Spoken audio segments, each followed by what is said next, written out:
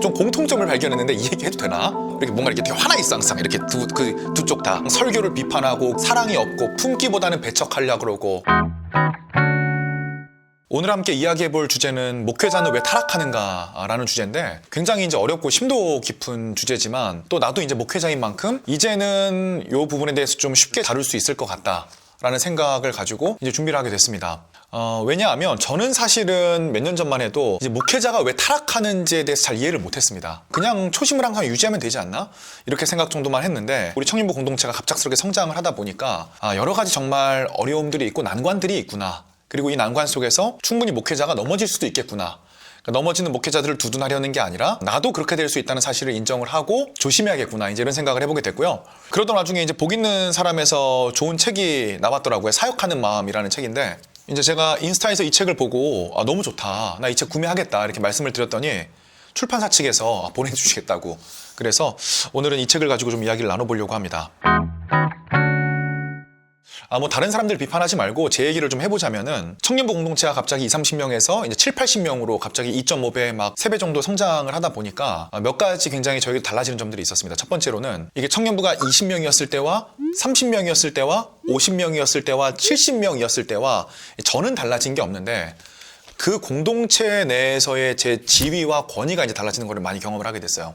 그러니까 예전에 20명일 때는 막 쉽게 장난도 치고 막 쉽게 뱉을 수 있었던 말이 이제 공동체가 많아질수록 저에 대한 기대감이 점점 커지고 제 위치가 커지니까 이제 그런 말을 쉽게 할 수조차 없는 이제 그런 상황이 돼버리는 겁니다. 그래서 이제 제가 생각을 하는 게 이 상황에서 내가 막 하나님의 종인 양 거룩한 척하고 성스러운 척하고 권위 있는 척하고 이제 이러면은 이게 어쩌면은 이러면서 이제 목회자가 좀 괴물이 될 수도 있겠다라는 생각을 해보게 된 거예요. 결코 거룩하거나 권위 있는 사람이라는 것은 존재하지 않는다는 게 성경의 가르침이고 예수님께서도 저와 여러분들을 위해 죽으시는 희생을 통해서 그 권위를 이루셨고 그렇기 때문에 진짜 내가 막 성스럽고 권위 있는 존재라는 착각을 하게 될 위험성이 충분히 있는 거죠. 제가 이제 그걸 이제 인식을 하면서 그 이후로 제가 정말 내 안에 있는 약한 부분을 많이 이제 어필을 좀 해야겠다 이런 생각을 하게 됐거든요. 근데 이 책에서도 이제 그런 내용들을 충분히 짚고 있습니다. 이게 왜냐하면 이런 목회자들의 변질 문제가 결국 하루 이틀 되는 문제가 아니기 때문에 그래서 어떻게 얘기하는지 한번 보세요. 자신이 은혜로 구원받은 죄인임을 잊었기에 그는 자신이 회중 앞에서 완벽한 모습을 꾸며내게 된다. 실제로 이런 모습은 놀랍도록 흔히 나타난다. 자신이 그리스도의 십자가를 통해 하나님 앞에서 의롭다함을 얻었음을 망각할 때 그는 다른 이들의 인정을 통해 자신의 존재 가치를 확보하려고 애쓰게 될 것이다. 목회자가 십자가의 복음에 대한 가치를 잊게 됐을 때 그리고 어쩔 수 없이 공동체에서 자기 말을 듣게 해야 되다 보니까 점점 내가 권위 있는 척하고 성스러운 척하고 하나님의 거룩한 사자인 양 이렇게 자신을 꾸며나갈 때 사람들을 속이기는 쉽지만 그 목회자는 어쩔 수 없는 타락의 길로 이제 접어들게 된다. 이런 얘기들을 하고 있는 거죠. 제가 경험한 좀 두 번째 얘기를 좀 이야기를 나누자면 이제 청년부가 10명일 때는 제가 능력 있는 사람이 되는 게 중요하다고 생각을 했습니다. 교회에서 어떤 인적, 물적, 인프라가 전혀 구축되지 않은 상황에서 내가 어떤 사역을 능력 있게 할 수 있는 방법은 오로지 개인의 능력 외에는 뭐가 있을까라는 생각을 하게 된 거죠. 그런데 이게 7-80명으로 늘어가다 보니까 아직 100명이 채 되지 않는데도 어차피 저 혼자 이 모든 공동체를 관리할 수가 없는, 책임질 수가 없는 상황에 이르게 되더라고요. 역사상으로 볼 때 1, 2차 포에니 전쟁이라고 하는 그 로마를 굉장히 사지로 몰아넣었던 카르타고와의 전쟁이 있는데 그 카르타고의 유명한 장군 이름 여러분도 다 잘 아시는 한니발이라고 하는 사람입니다. 이 시오노 나나미의 로마인 이야기라는 책에 보면은 그 로마에 있는 어린아이가 울면 너 한니발 온다 라는 식으로 이 울음을 그치게 만들었다고 해요. 이 한니발이 로마를 그렇게 궁극적으로 몰아붙였음에도 불구하고 결국 로마에게 진 이유는 뭐냐면 이제 시오노 나나미는 그렇게 평가하는 거죠. 한니발은 분명히 역사상에 남을 위대한 장군이었지만 로마에는 한니발만큼의 뛰어난 장군은 없다고 하더라도 최소한 한니발과 대치할 수 있는 10명의 집정관은 있었다. 그러니까 이제 7-80명으로 늘어나면서 이게 나 혼자 되는 게 아니구나. 굉장히 많은 제자들이 더 필요하구나 이런 생각들을 하게 되면서 이 리더 양육의 중요성을 굉장히 많이 느끼게 되는 거죠. 목회자가 내가 스타가 되고 싶어하고 내가 그 위에 군림하고 싶어 하면은 이렇게 제자를 만들지를 못하는 거죠. 내 권위를 나눠줄 수가 없고 내 능력을 이양시켜줄 수가 없고 계속 중앙집권적으로 이러한 것들에 대해서도 이 책에서는 이제 뭐라고 얘기를 하냐면은 64페이지인데요. 특히 여러분 자신이 타고난 야심가라고 느끼는 경우 심각한 문제가 생기기 전에 자신의 교만을 미리 쳐서 복종시켜야 한다. 그 문제는 조금씩 서서히 자라날 수도 있고 갑작스러운 파국처럼 찾아올 수도 있다. 오랜 세월에 걸쳐 그들의 마음속에 자리 잡은 악한 성품에 그 핵심이 있다. 우리는 교회의 존귀하고 으뜸 가는 지도자이신 그리스도께 시선을 고정해야 된다. 어찌됐건 저는 사역자로서 이런 위기 속에서 사역을 계속적으로 해나가야 되고, 그럼 이런 사역 속에서 내가 복음 앞에 제대로 서 있지 못하면은 이 복음과 비슷한 거를 계속적으로 끌고 들어오고 싶은 욕구를 느끼게 되더라고요.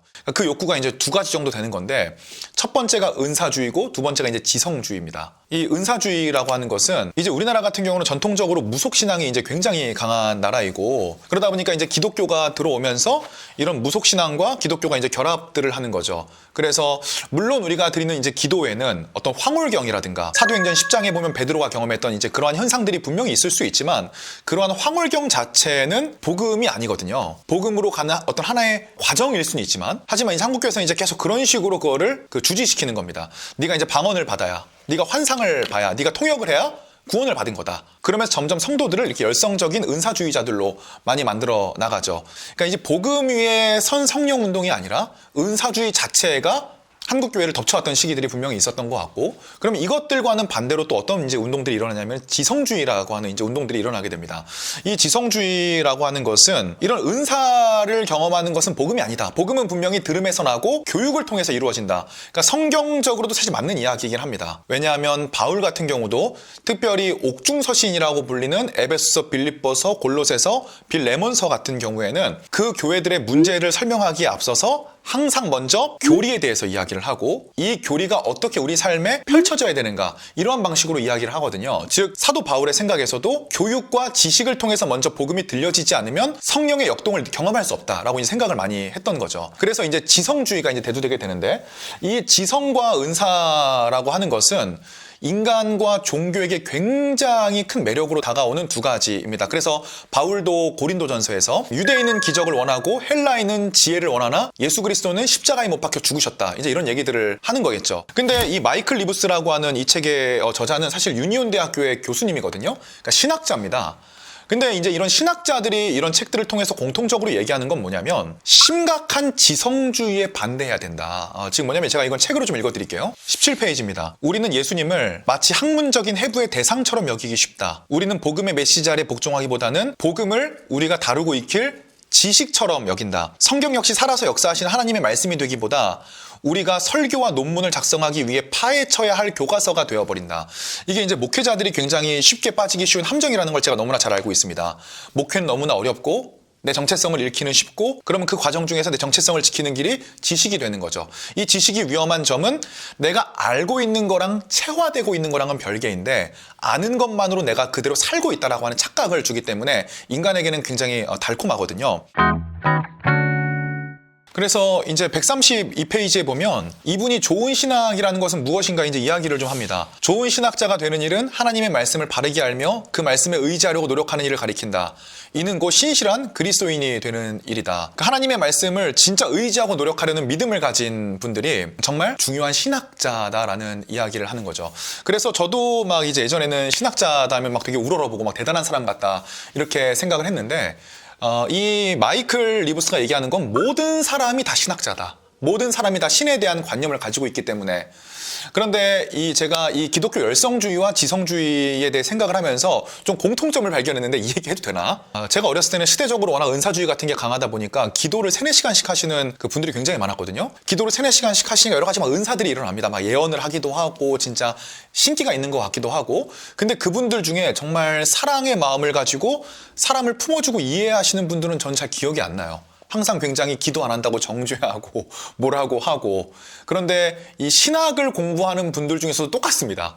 이게 신학을 공부를 제대로 했다면 진짜 하나님의 성품을 알고 내가 체화가 되어가야 될 텐데, 표정이 똑같거든요. 이렇게 뭔가 이렇게 되게 화나 있어, 항상. 이렇게 두 쪽 다. 이렇게 항상 설교를 비판하고, 교회를 비판하고, 사랑이 없고, 품기보다는 배척하려고 그러고.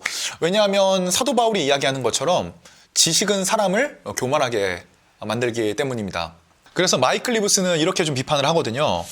이런 문제가 가장 흔히 나타나는 것은 바로 우리의 신학 공부가 단지 이론적이고 사변적인 수준에 머물게 될 때, 우리가 텔레비전에 계속 등장하는 선정적이고 폭력적인 장면들을 보면서 조금씩 무감각해지듯이 신학도 그저 냉랭한 태도로 몰두한 하나의 학문 분야가 되어버릴 수 있다. 그러니까 마이클 리브스가 신학에 대해서 비판만 하는 건 아니고요. 신학이 너무 중요하다. 진짜 정말 중요하지 않습니까? 근데 사람이 신학이라는 학문에 매몰되게 될 때 얼마나 하나님을 잃어버릴 수 있는지에 대해서 이야기를 하고 있는 거죠. 그래서 오늘은 저와 여러분들이 목회자가 타락하는 과정이 분명히 있을 수 있고 그 과정 중에 기독교 지성주의와 기독교 은사주의가 함께 일어날 수 있다. 그런데 복음이 선포되는 과정 중에 지성도 필요하고 은사도 필요하지만 지성과 은사는 둘 모두 복음은 아니다. 복음은 오히려 예수 그리스도께서 저와 여러분들을 위해 십자가에 못 박혀 죽으신 것이다. 그래서 이와 같은 마음을 한번 떠올리게 해주는 책 마이클 리브스의 사역하는 마음이고요. 이 책을 한번 읽어보시면 여러분들의 마음을 굉장히 정돈하기 좋지 않을까 그렇게 생각을 합니다. 아무튼 뭐 저도 제 신학적인 판타지나 신학적인 이론을 자꾸 증명받으려고 하는 그런 목회를 하는 게 아니라 정말 낮아져서 예수님처럼 되어가는 그런 목회를 해야겠다라는 생각을 다시 한번 해보면서 저는 또 다음 영상으로 돌아오도록 하겠습니다. 피스.